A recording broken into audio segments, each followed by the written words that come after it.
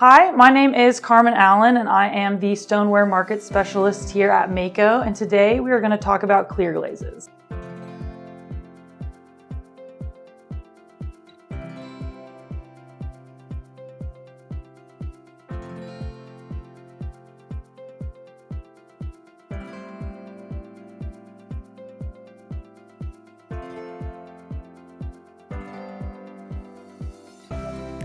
Mayco manufactures a variety of clear glazes that come in both low fire and mid-range temperatures. Today we're going to discuss the different clear glazes that we offer, as well as their performance and interactions with other products.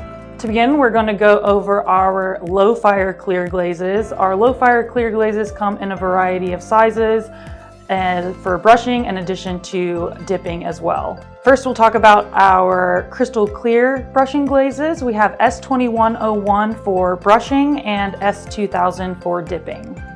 Our crystal clear glazes have the same formulation, so they will interact with other products similarly. One is formulated for brushing and one's for dipping, so they're kind of, the results here will be used sort of interchangeably with both products. Next, we have our NT clears. We have an NT brushing as well as an NT dipping that is available. Next, we have our C300 transparent matte glaze. And our transparent matte glazes are only available in brushing. We do have 16-ounce and 4-ounce sizes, but they're not available for dipping. Next, we have the Duncan clear glazes that we manufacture. We have the Pure Brilliance glaze, which is available in both brushing as well as dipping. Next, we have the Duncan Envision clear glazes. The Envision line is only available in brushing, but it does come in a variety of sizes. First, we'll go over the crystal clear results with our stroke and coat glazes. So here we have our S21 over Tuxedo, Grapple, Hot Tamale, and Orchid. It is very common for clear glazes to interact with chrome tin pigments, which are going to be found in the purples, in addition to showcasing some bluing on darker glazes. The S2101 does have a mild interaction with our Grapple glaze as well as our Orchid glaze, but does not produce any bluing on our Tuxedo. When using our NT clears over stroke and coats, we found that these produce the most minimal interaction with the stroke and coats. You can see here there's no variation when it's over the Tuxedo, a very, very small variation when it's on the Grapple, no variation on the Hot Tamale, and still some bleaching on the Orchid, which is pretty common. You can see here on the stroke and coats, the matte is sort of fighting with the finish a little bit. The stroke and coat finish does kind of come through, as well as breaks up some of that smooth matte finish. So applying this matte glaze over a stroke and coat will not change the finish to matte. In addition to that, it does add some cloudiness to the surface. And later on in the video, I will go to show how to apply a clean, consistent coat of matte glazes, because these ones do have a tendency to start clouding or building up if the application is not very even.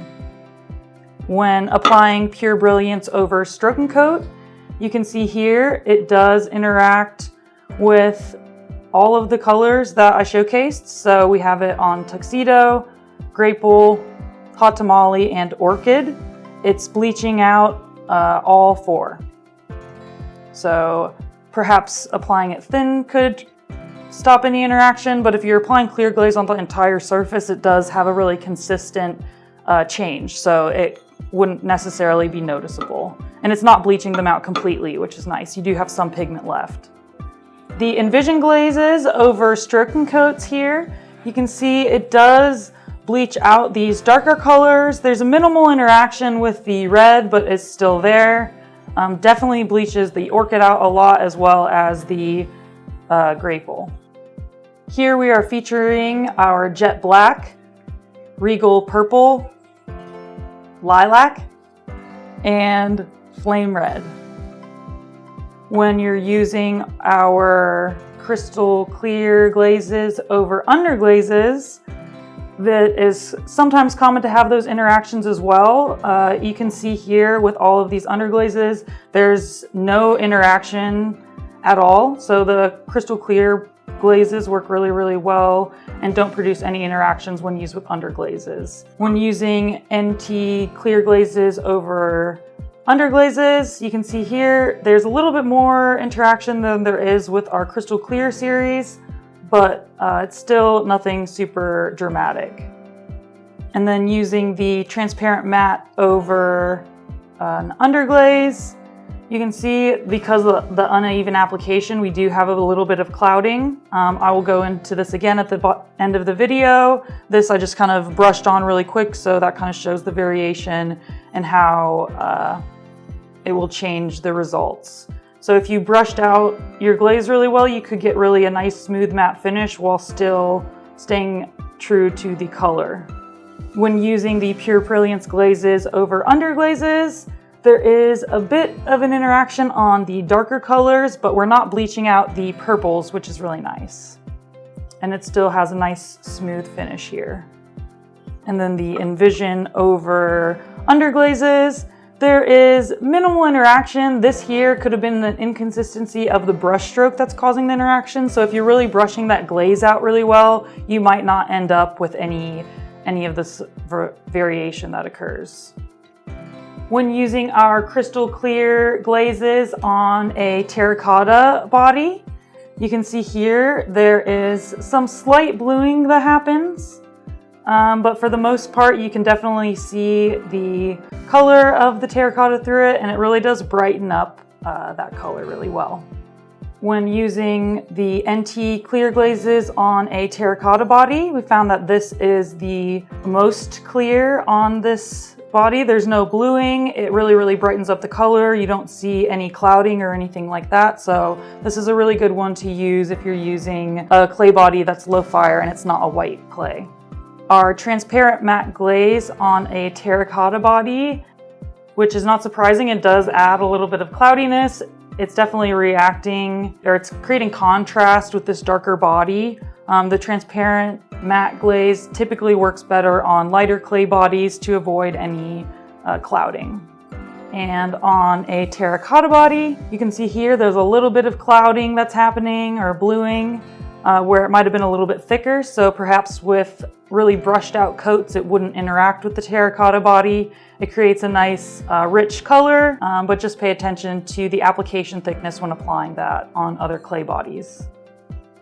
And when applying the Envision glazes to a terracotta body, we do get a decent amount of bluing that's happening. So this one I think isn't necessarily related as much to the thickness of the product as much as it is related to it interacting with the body. So I think for the terracotta body, the best recommendations would be the NTBR or the Pure Brilliance. They have the least amount of interaction if you want it to stay that true terracotta.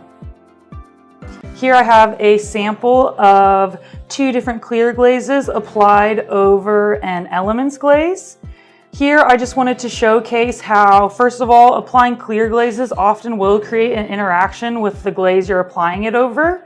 So if you think applying a clear glaze over top of a surface will just seal it, that's not necessarily always the case. It can happen with really, really stiff glazes like the stroking coats or underglazes, but more interactive glazes, you are gonna have some modeling between the 2 products. So you can see how it changes the color here. In addition to the fact here I'm using a transparent matte glaze, that does not change the finish of the tile here. Typically when you're applying a matte glaze over a gloss glaze, the gloss glaze is always gonna come through. Next we're gonna talk about our stoneware clear glazes. All of our stoneware clear glazes are available in 16-ounce pints for brushing, as well as bags of dry for dipping. So you might be wondering why Mayco makes 2 gloss clear glazes, and let me tell you, some products are going to interact with a clear glaze that is bearing zinc, such as these.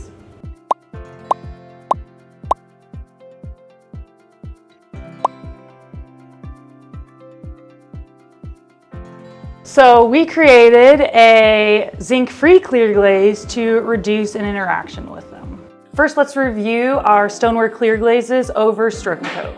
First, we have our stoneware clear glaze, our matte clear glaze, our crackle matte clear, and our zinc-free clear are all here. And then we have our stroke and coat tuxedo, grape wool, hot tamale, and orchid.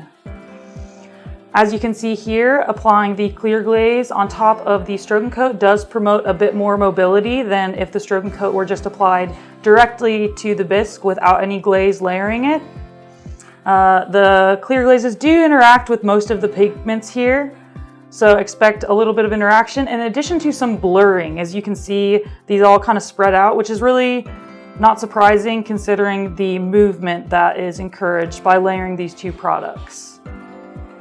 One thing I do want to make note of is the performance of stoneware clear and our zinc-free clear. We have both of these clear glazes because some pigments are going to interact with a zinc-bearing clear, which is our stoneware clear glaze. On the back of this tile here, you might be able to see a little bit better since it's a larger surface, but our tuxedo glaze does lean to be a little bit more brown if you're using our stoneware clear on it. But if you use the zinc-free clear, which is this bottom section here, that is going to showcase our tuxedo truest to its color. So if you are doing any tuxedo details and you want to make sure they stay really black, we would recommend using our zinc-free clear on top of it. And next we'll discuss the clears over underglazes. The underglazes are actually our primary driver for creating the two gloss clear glazes, which again are the stoneware clear and the zinc-free clear. We found that these four colors did interact with zinc-bearing pigment, so we created the zinc-free to create a minimal interaction with these colors. Here we have our leaf green, spring green, chestnut brown, and cement. Our stoneware clear here does bleach out some of the colors as well as adds a little bit of a brown hue. As you can see here, the zinc-free clear doesn't create a variation in the color and just really makes it a little bit more saturated and more concentrated. When using matte clear glazes over underglaze, you do have to be careful and pay attention to the thickness of the matte clear glaze because you are putting it over a darker color, so variation in your application will be showcased, so make sure you're applying that really evenly. But you do see there is still going to be a little bit of clouding that happens, which is really common with using matte glazes, especially if it's over a darker color. And here I have a larger sample showcasing the contrast of the stoneware clear and zinc-free clear on these underglazes, just to make sure that we can see it a little bit better. Occasionally, the zinc-free clear does produce a little bit of texture on the surface, so always make sure to test your glazes before using them on a finished ware piece. Here we have our stoneware clear glazes on a dark brown clay body. As you can see here, most of them are going to create some sort of interaction. The stoneware clear isn't too bad, but it does lighten it a little bit. I find that our zinc-free clear reacts the least with this clay body and really makes the color a little bit more saturated, whereas the stoneware clear glaze kind of keeps it the same as it does when it's just the bare bisque. So this is really nice if you're the zinc-free clear is really nice if you're looking for the clear glaze to make the clay body a little bit more richer if you're using a darker clay. Our stoneware matte clear glaze does bleach out the color a little bit, and then our crackle matte clear seems to have a little bit of cloudiness based on the application thickness. So really pay attention if you are using these on a darker clay body to the application. Here I've showcased our stoneware clear and our matte clear glaze over two different glazes just to showcase the interaction as well as how the finish would change when using them in combination. We have blue surf with our stoneware clear on top, and here we have our matte clear glaze. You can see here there is a minimal interaction. Some glazes will produce a little bit more interaction if you're layering them with clear glazes. Typically, putting a clear glaze isn't just going to change the finish of your piece. Again, they are interacting with one another. So you can see here, the gloss comes through the matte glaze, and the stoneware clear glaze does create a little bit more color variation. When using the clear glazes over a matte glaze, this is a perfect example, again, showcasing the interaction that happens. Here we have our weathered blue by itself. Here it is with the stoneware clear, and here it is with the matte clear glaze. So the matte clear glaze does create an interaction. It doesn't make it more matte since it's already a matte glaze, but it does have a little bit of variety in the finish here, which is kind of strange. And then this, it just totally interacts. You get rid of this white variegation that happens on this product. Something that you might come across when using clear glazes is crazing. Crazing is caused by the fit between the glaze and the clay body. If they are not compatible, you're going to create microfractures in your glaze surface. So if you have clear glaze and it's on a piece and it's crazing and you don't want it to, we do suggest testing with different clay bodies, perhaps changing your firing speed, but generally it's going to have something to do more so with the clay body compatibility with the glaze itself. When it comes to our crackle glazes, those are glazes that are made to intentionally craze on a fired and glazed surface.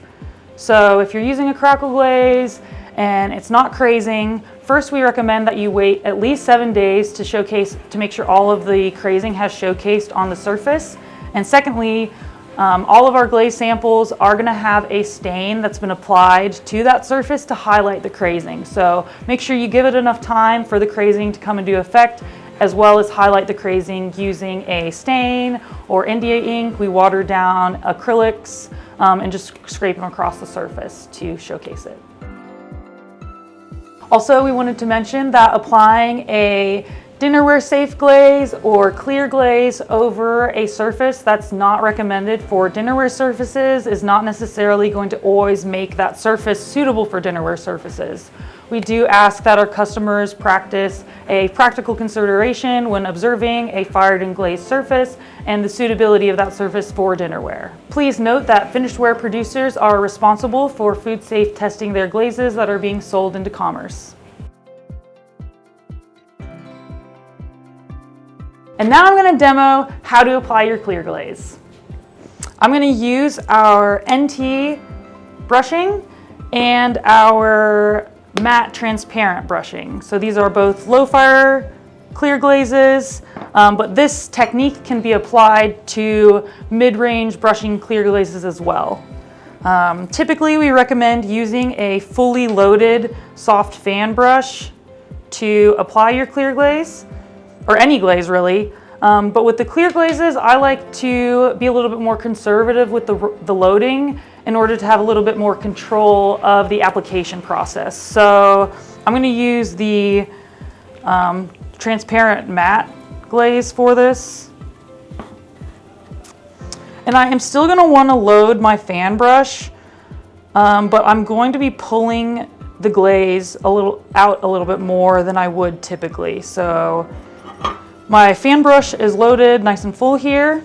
I'm going to apply it to the surface, and I'm actually going to continue to brush it out and make it drag across the surface. So I want to brush, so I'm not trying to lay it on like peanut butter or icing, like I always say, but here we really want to brush that surface out, and that's going to reduce variation in the glaze finish, and especially with the matte clear glazes, reduce clouding. So typically we recommend applying 2 coats of clear glaze, and applying 2 coats this way really ensures the finish and surface is really even. So we can go ahead and apply the NT BR clear on here. And with the gloss clear glazes, it's not quite as big of a deal as with the matte clear glazes, since the matte clear glazes have a tendency to cloud and be a little bit more reactive with clays or glazes. If you are applying a clear glaze on any of the things that we previously mentioned interact, brushing them out in this way can help reduce that interaction, specifically on these different clay bodies. I think these are things that you can kind of will to perform a little bit better, because most of the interaction that happens is just like a buildup or an inconsistency in the application. So I've got my first coat on, and that dried really, really fast because I brushed it out so much.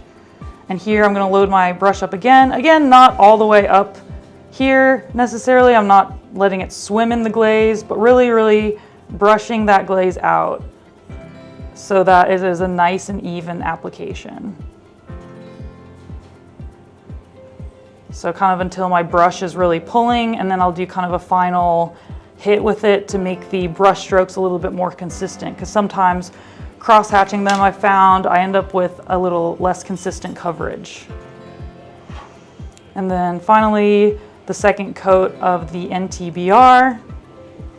Again, these ones I'm pulling out a little bit more than I would typically recommend for our stoneware glazes specifically, but a lot of the time you're going to apply elements or stroke coats a little bit heavier like that than this as well.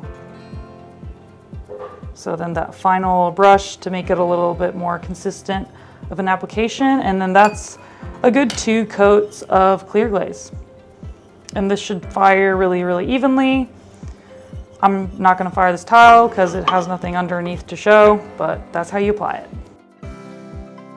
If you are familiar with our Speckta-Clear glaze line, those glazes are going to use our NTBR as a base. So if you're worried about interactions or anything, please keep in mind that it's going to be similar to anything that happens with NTBR. Thank you so much for tuning in with us today. We really hope you found this video helpful. Definitely make sure to reach out to our technical team if you come across any issues with our products. And as always, make it Mayco.